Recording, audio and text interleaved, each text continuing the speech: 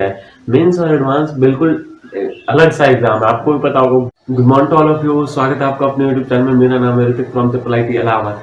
आज हम क्या बात करने वाले हैं, तो आज हम बात करने वाले हैं एडवांस के स्ट्रैटेजी के ऊपर, क्योंकि पिछले वीडियो में बहुत सारे कमेंट आए थे कि मैं एडवांस के ऊपर कुछ वीडियो बनाओ, आप स्ट्रैटेजी बताओ ताकि एडवांस में मेरी अच्छी रैंक आ सके।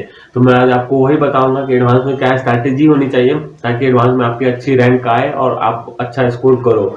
और मेरी एडवांस में रैंक थोड़ी कम रह गई थी, मेरी 16,000 रैंक आई थी। मैं आपको ये भी बताऊंगा कि मैंने कुछ गलतियां करी जो आपको नहीं करनी चाहिए एडवांस के टाइम, ताकि एडवांस में आपकी रैंक अच्छी आए। मेंस और एडवांस बिल्कुल अलग सा एग्जाम है, आपको भी पता होगा। बहुत ज्यादा डिफरेंस है मेंस और एडवांस में।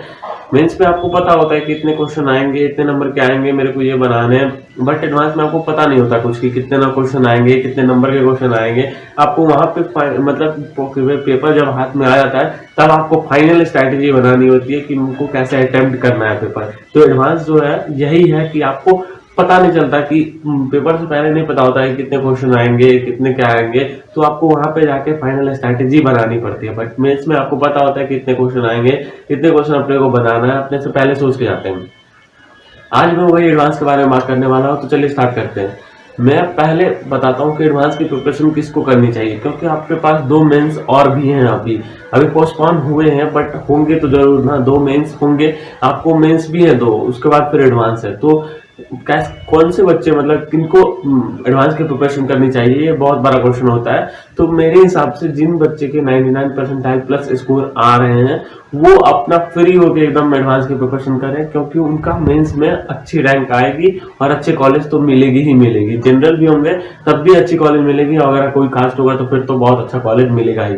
इसलिए पहला पॉइंट ये होगा मेरा कि अगर जिस बच्चे का 99 परसेंटाइल प्लस स्कोर आ रहा है वो अपना बस एडवांस पे फोकस करे, एडवांस को अच्छे से तो मतलब अच्छे से फोकस कर दे एडवांस को, ताकि उसमें एडवांस में अच्छी रैंक आ सके।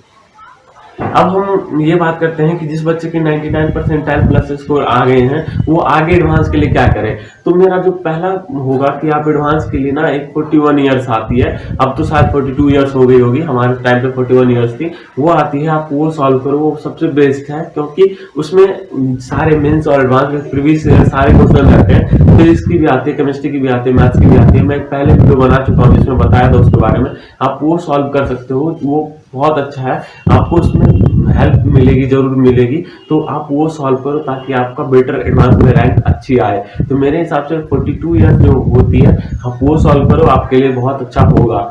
हम अगला जो पॉइंट होगा हमारा, और एक बात और कि कुछ बच्चे का ऐसा होता है कि भैया मेरे को तो मेंस में नहीं परसेंटाइल अच्छी आई, मतलब 99 परसेंटाइल प्लस नहीं आई, बट हम एडवांस में अच्छा कर सकते हैं क्योंकि मेरे टेस्ट में अच्छे नंबर आते हैं एडवांस में, बट मेंस में नहीं आते। तो आप वो भी कर सकते हो। बहुत सारे ऐसे बच्चे होते हैं जिनके मेंस में अच्छी रैंक नहीं आ पाती है बट एडवांस में वो अच्छी रैंक ले आते हैं। क्योंकि मेरे ही साथ जो जिन्होंने प्रिपरेशन करा था उनका एडवांस में मेंस में 12-15 हजार रैंक थी, बट एडवांस में 7,000-6,000 रैंक आ गई। तो आप समझ सकते हो कि एडवांस में कुछ बच्चे अच्छे कर जाते हैं। तो आप भी एडवांस के लिए फोकस कर सकते हो। और आप 41 ईयर्स जो है वो आप जरूर सॉल्व करो, क्योंकि उसमें मेंस और एडवांस दोनों होते हैं। तो आपको एडवांस का भी प्रैक्टिस करवाएगा और मेंस का भी प्रैक्टिस करवाएगा।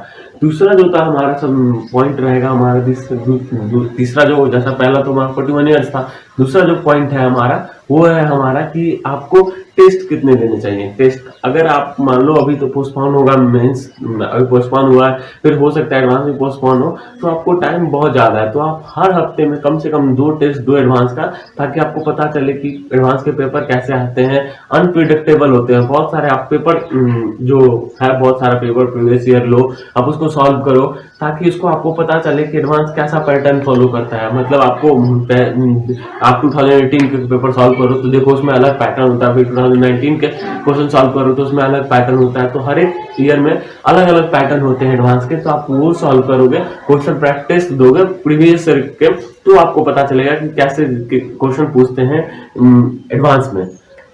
हमारा नेक्स्ट पॉइंट जो है वो है हमारा रिवीजन करने का, कि आपको एडवांस में बहुत सारे क्वेश्चन नहीं पूछते जैसे मेंस में पूछते हैं, उसमें कॉन्सेप्ट भी होते हैं कि अगर आपको कॉन्सेप्ट नहीं आते तो आपको क्वेश्चन होंगे ही नहीं हो। इसलिए जो था आपको रिवीजन करना बहुत मस्त है। अगर आपको क्वेश्चन सॉल्व करनी है तो आप रिवीजन जरूर करो। तो रिवीजन तो आपको करना ही करना है, तो रिवीजन करना है। तो पहला ये तीसरा पॉइंट हो गया हमारा। पॉइंट होगा हमारा वो है हमारा कि जब हम मेंस की प्रिपरेशन करते हैं तो मेंस में बहुत सारे ऐसे लेक्चर मतलब टॉपिक होते हैं जो कि एडवांस में नहीं है। मतलब जैसे कि अगर आप मान लीजिए हमारा ड्रग्स वाला जो चैप्टर है वो उसमें उससे एडवांस में क्वेश्चन नहीं आते हैं। तो आप अगर एडवांस की प्रिपरेशन कर रहे हो तो आप उसको छोड़ सकते हो क्योंकि उससे क्वेश्चन नहीं आते, तो उसको फालतू का पढ़ना सही नहीं है। तो आप एडवांस ये पहले देख लो कि सिलेबस क्या है एडवांस में, मतलब एडवांस में कौन कौन सा मतलब कौन कौन से चैप्टर हैं एडवांस में और कौन कौन से चैप्टर एडवांस में नहीं है जो कि हम मेंस के लिए पढ़ते थे। तो आप मैथ्स में भी ऐसे कुछ सिलेक्टिव टॉपिक होते हैं जिससे कि एडवांस में क्वेश्चन नहीं आते बट मेंस में आते हैं, इसलिए हम मेंस में के लिए पढ़ते हैं। तो आप वो टॉपिक सब जो था हमारा रिमूव कर दो ताकि आपको टाइम कम लगे रिवीजन करने में और आप ज़्यादा से ज़्यादा प्रैक्टिस कर सको। अब मैं अपनी बात बताता हूँ कि मैंने क्या गलती करी थी जिसके कारण मेरी रैंक थोड़ी एडवांस में कम रह गई। तो मैं रैंक अगर मैं बात करूँ मैं अपनी गलती की, तो मेरा जो गलती था बस सिंपल सा ये था कि जो बहुत सारे बच्चे करते हैं कि मैं जब कोटा में था तो वहाँ पे मेरे को ऑफलाइन देने का प्रैक्टिस था कि ऑफलाइन जो था मैं टेस्ट देता था, सर सब बताते थे कि ये गलत है ये गलत है ये सही है, तो वहाँ पे थोड़ा ज़्यादा इंटरेक्शन होता था सर सबसे, तो अच्छा लगता था।